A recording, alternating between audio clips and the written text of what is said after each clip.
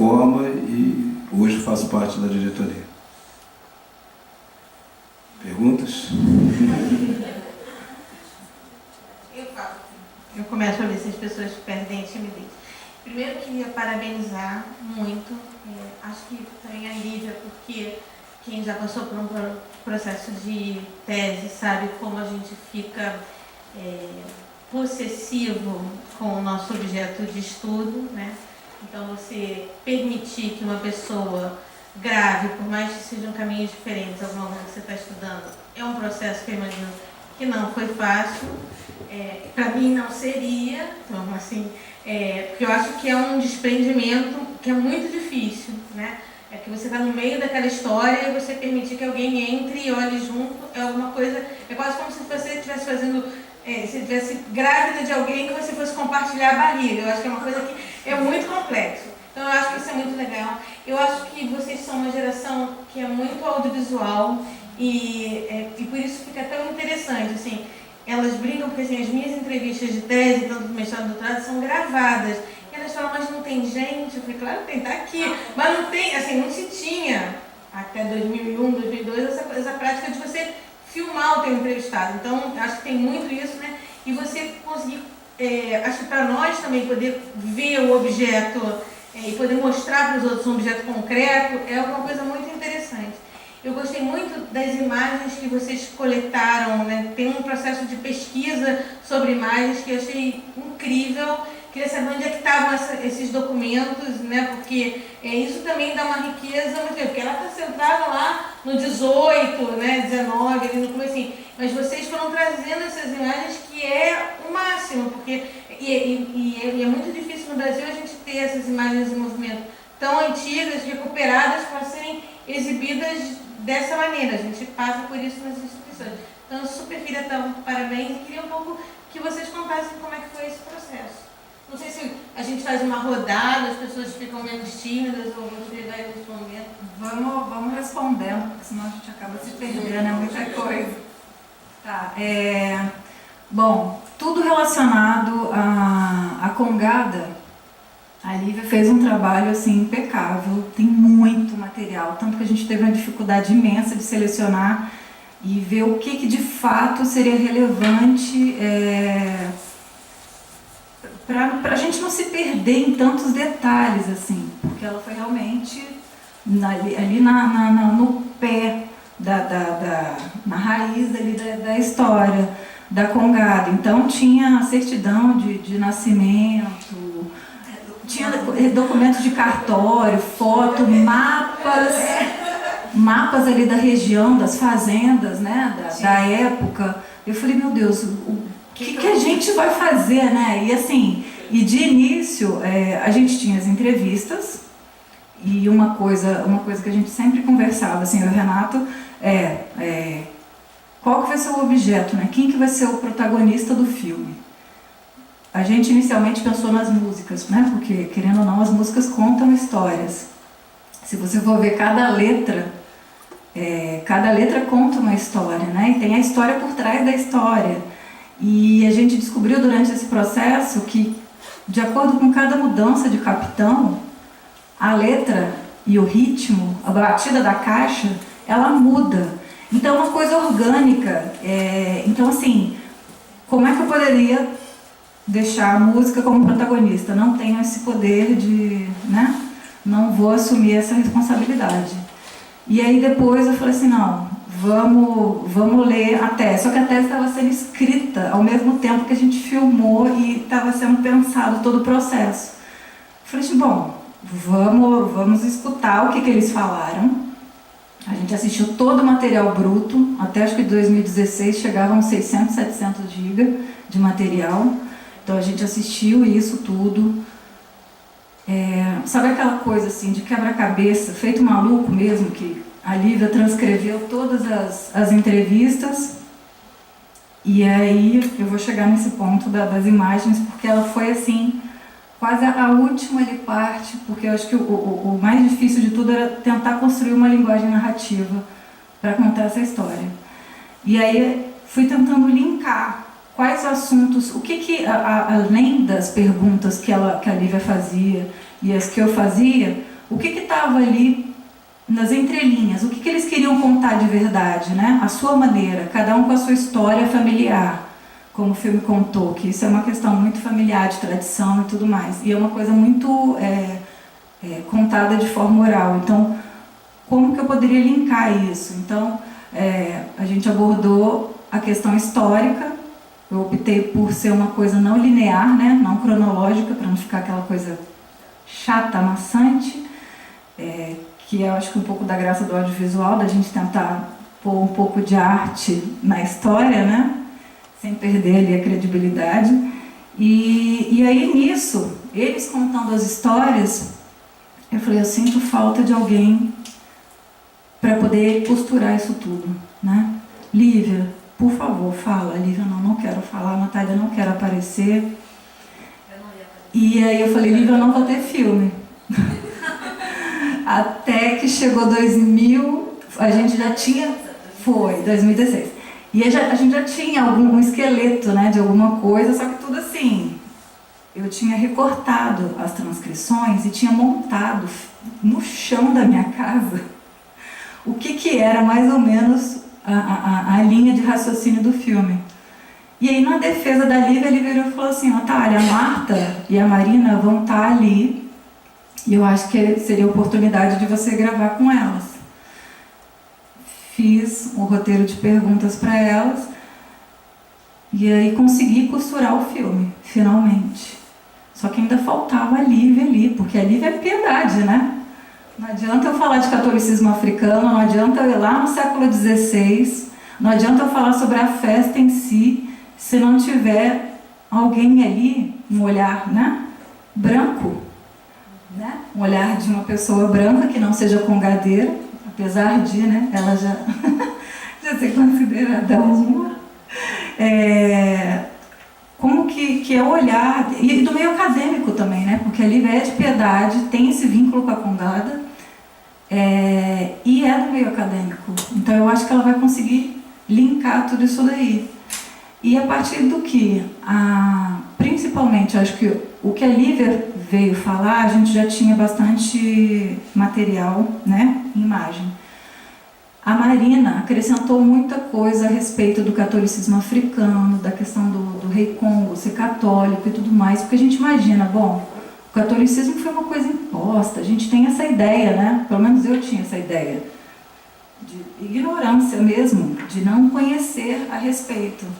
E aí a gente quebrando a cabeça e falando, mas como, gente? De onde que veio isso? E aí ela remeteu ao século XVI, e ela falou nomes, e ela citou autores e épocas que a gente falou assim, não, isso daqui tem algo a mais, vamos dar uma pesquisada.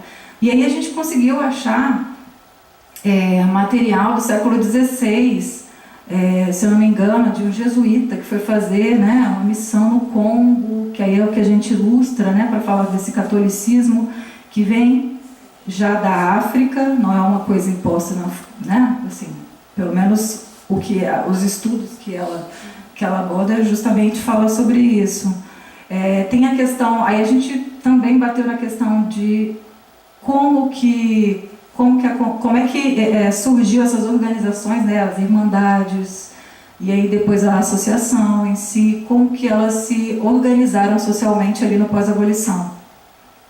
E aí a Lívia falou informações importantíssimas, assim, que é a questão regional, né? O que rolou em São Paulo, o que aconteceu no Sul, no Nordeste, no Sudeste. Então, fui pesquisando, né? Jornalista é bicho curioso. E uma coisa que eu gosto de fazer é pesquisar. Então, assim, sempre, toda informação nova que chegava, eu perguntava para a Lívia consultava, né? O meio acadêmico para a gente ter certeza das imagens ali que a gente está colocando, se tem fundamento ou não. Então tem muita coisa do Arquivo Nacional, tem muita coisa que está em domínio público, então a gente teve esse cuidado.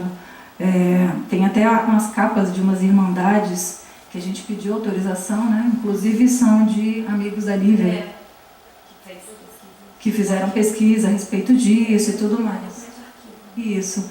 Então, assim, foi um processo longo. Assim, eu acho que o 2016 foi só de pesquisa e confirmar aquilo ali e tudo mais, e achar algumas coisas que a gente pensou que não fosse conseguir.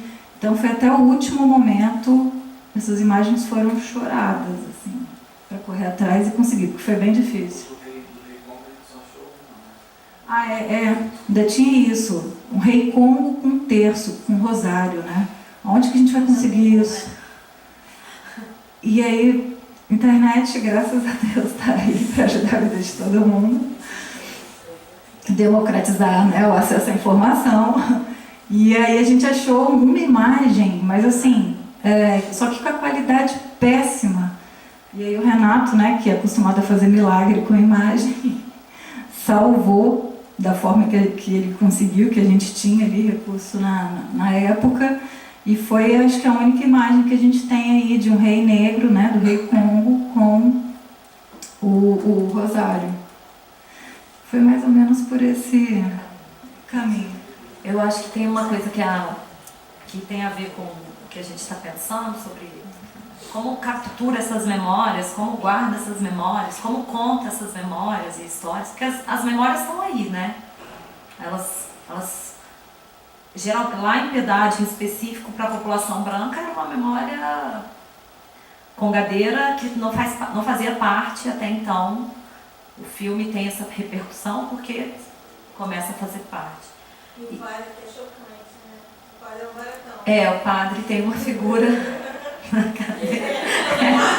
Ele é professor de história. Não, é porque ele já está há 30 anos, né? Mas ele foi o padre que levou o padre Raimundo, que abriu a porta da igreja, né? Isso aí o Cláudio responde. O que eu ia falar, o que eu ia comentar é que o quanto pelas memórias, as memórias quando são acionadas, elas estão aí, né? Então, quando em 2016 eu terminei a tese, defendi, e aí a gente levou para a festa de maio um primeiro corte e fizemos uma exibição na Câmara Municipal para os congadeiros e para quem quisesse assistir. Não era o produto final, né, Natália? Era, então, gente, é isso aqui que a gente está fazendo, até porque a gente queria ouvir se os congadeiros, se aquilo fazia sentido. Esse evento foi fundamental porque as pessoas assistiram e terminou de assistir e aí chegava pessoas assim, olha, eu tenho uma fita cassete lá em casa. Cassete, não é cassete que fala, gente? VHS, cassete de gravar. Minha tecnologia eu entrego fácil. A VHS. E aí foi chegando material dessas, que a Natália falou das imagens de arquivo, mas... Não chegou, as pessoas vieram até a gente, falaram que tinham, mas assim, a única pessoa que a gente teve acesso ao material mesmo... Mas era o principal, que era o do Rui. Foi o Rui é um fotógrafo da cidade que tinha quantas fitas? Ele tinha muita fita assim, mas ele tem uma parede de fita. Não estava digitalizado. Aí eles fizeram isso.